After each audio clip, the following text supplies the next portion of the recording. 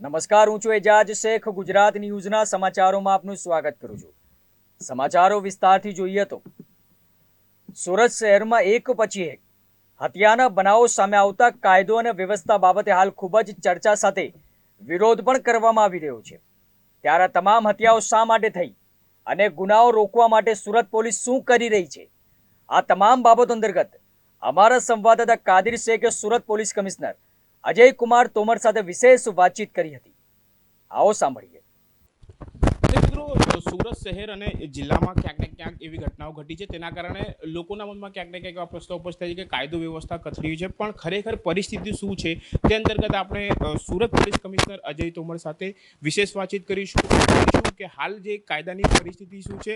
सूरत शहर की बात કરવામાં આવે तो सीधा साहब पूछिए सर, जिस तरह से हाल जो बनाव सामने आ रहे हैं, एक के बाद एक हत्या के बनाव सामने आ रहे हैं, लोगों में जिस तरह का एक माहौल बना हुआ है, सर क्या कहेंगे?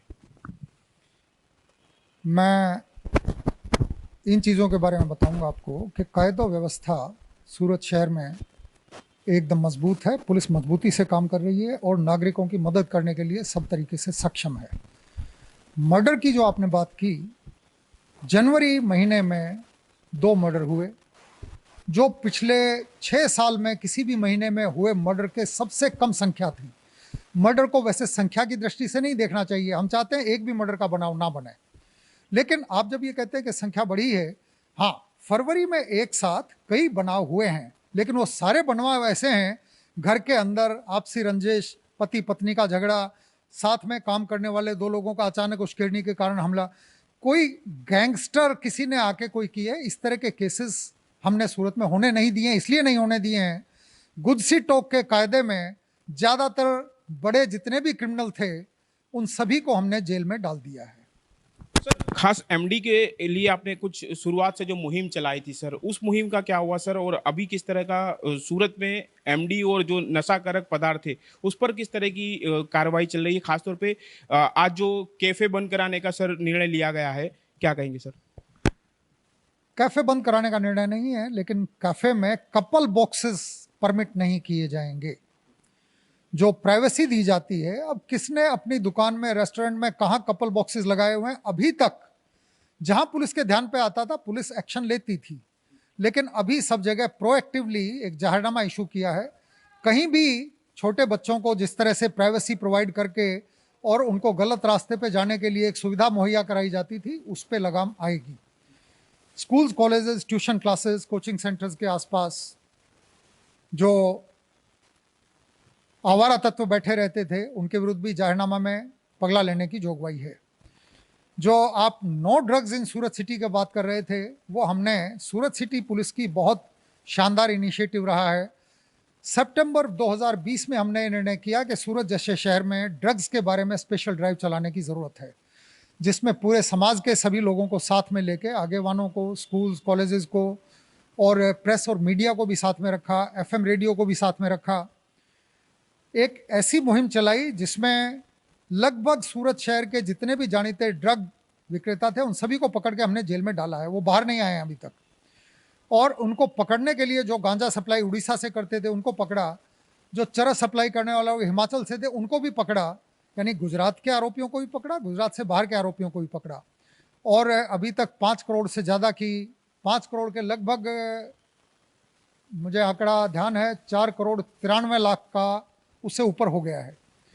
इतना ड्रग्स, चरस, गांजा, कोकीन, ये सब तरह के ड्रग्स पकड़ने में पुलिस को सफलता मिली है, और इससे युवा पीढ़ी को गलत रास्ते पे बचाने में हमें बहुत बड़ी सफलता मिली है। सर, आपने खास तौर पे बताया कि जो हत्या के पिछले बनाव बने वो कोई बड़े गुनहगार या उनका क्रिमिनल रिकॉर्ड नहीं था, और कहीं ना कहीं कुछ हादसों की वजह से ये हादसे हुए हैं।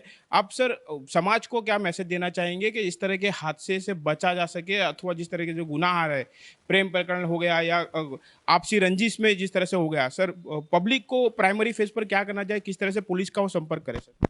देखिए, आज का जो एक इंसिडेंट सचिन में है, उसमें भी यही था कि एक परिवार और उसमें रहने वाला एक भाड़ूत, उस लेडी के साथ उसने कुछ डिमांड की, मांगने की, वो ताबे नहीं हुई, तो इसलिए उसके बच्चे का मर्डर उसने किया। अब ये परिवार के अंदर अंदर इसके बारे में ना कोई पुलिस में अर्जी हुई, ना पुलिस को पता लगा। इसी तरह से कल एक उधना में जो मर्डर हुआ था, उसमें भी ऐसा ही प्रेम प्रकरण के कारण वो महिला चाहती थी कि अब ये पुरुष मेरे साथ मुझे अपने घर में रखे। अब वो लोग किसी बंद मिल में गए, खंडहर में गए, वहाँ बैठ के उनका झगड़ा हुआ और महिला ने पुरुष को थप्पड़ मारे और पुरुष ने एक ईंट पड़ी हुई थी उससे उस महिला का मर्डर किया। ये सभी केसेस डिटेक्ट हो गए हैं। पुलिस 2022 के साल में 100% केसेस को डिटेक्ट करने में सफल रही है। 2021 में भी हमारा रिजल्ट लगभग 95% जितना था। तो डिटेक्शन करना पुलिस की इंपॉर्टेंट फर्ज है। हम मानते हैं कि प्रिवेंट भी होना चाहिए।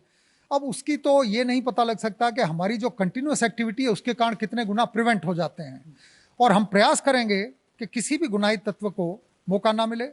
छरी लेके जो तत्व घूम रहे हैं उनके विरुद्ध में 2021 के साल में पुलिस ने 5257 लोगों के खिलाफ छरी के साथ घूमने के आरोप दर्ज किए हैं, और ये रिकॉर्ड नंबर है। ऐसा कभी भूतकाल में सूरत शहर में नहीं हुआ था।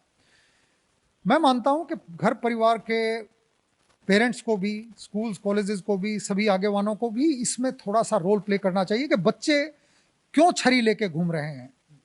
हम अपना रोल निभाने के लिए पूरी तरह से तैयार हैं। हम असामाजिक तत्वों को पकड़ के हमने जेल में डाला भी है। रिकॉर्ड नंबर पासा के भूतकाल में किसी भी वर्ष में इतने केसेस ने 640 जितने हमने पासा के केसेस किए हैं। बाकी प्रिवेंटिव एक्शन भी हमारे बहुत हैं, और 2018-19 के मुकाबले गुना अभी भी काफ़ी कम हैं। सब तरह के गुना मिलाए जाएं तो 2021 में 5400 के लगभग 1 to 5 सीरियस ऑफेंसेस हुए, जो संख्या 2019 में 7900 से ज़्यादा थी। उससे पहले भी 7000 के आसपास थी। तो अभी हम क्राइम कंट्रोल करने में भी सफल हुए हैं, और गुनाह की डिटेक्शन की परसेंटेज भी जो 2019 में 60 या 61% थी, आज वो बढ़ते हुए 84% तक आ गई है। इससे पुलिस की मेहनत, पुलिस की धगस और पुलिस की कमिटमेंट का पता लगता है। हम कोशिश करेंगे हमारी कामगिरी और इम्प्रूव हो, किसी भी गलत तत्व को, असामाजिक तत्व को कोई प्रवृत्ति चलाने का मौका ना मिले। जनता को क्या मैसेज रहेगा, सूरत की जनता को आखिर में आपका? हम पूरी तरह से आपके साथ हैं। कभी भी कोई प्रॉब्लम है आप पुलिस स्टेशन में जाइए। आप पुलिस स्टेशन से किसी कारण से मदद ना मिले, आपको संतोष ना हो, आप एसीपी को मिलिए। डीसीपीज हैं अपने अपने जोन में, एडिशनल सीपीज को मिल सकते हैं।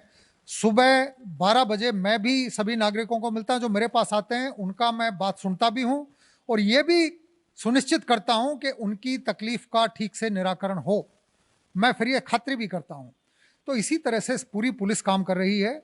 अपने सिस्टम्स को हम इम्प्रूव करने के लिए, मैं मानता हूं इम्प्रूवमेंट का कोई लिमिट नहीं होता, हम लगातार प्रयास कर रहे हैं, लेकिन हमारी कमिटमेंट पूरी है। सूरत शहर की प्रजा को शांति और सुरक्षा प्रोवाइड करने के लिए हम कमिटेड हैं। हम पूरी मेहनत के साथ काम कर रहे हैं, करेंगे। ખૂબ ખૂબ આભાર. તો ચોક્કસપણે દર્શક મિત્રો, પોલીસ કમિશનર સાહેબે કહ્યું છે કે કોઈ પણ તમને કોઈ પણ ગુના સંબંધિત કોઈ પણ માહિતી હોય, પોલીસ સાથે સંપર્ક કરો અને પોલીસ તમારા સાથ સહકાર માટે છે જ. અને વધુ એગ્રેસિવલી આગામી દિવસોમાં સુરત પોલીસ જે પણ ગુના અથવા ગુનેગારો છે તેના પર સકંજો કસે હાલ એવું અહીં સુરત પોલીસ કમિશનરથી જાણવા મળ્યું છે. કેમેરામેન સાથે કાજલ શેખ.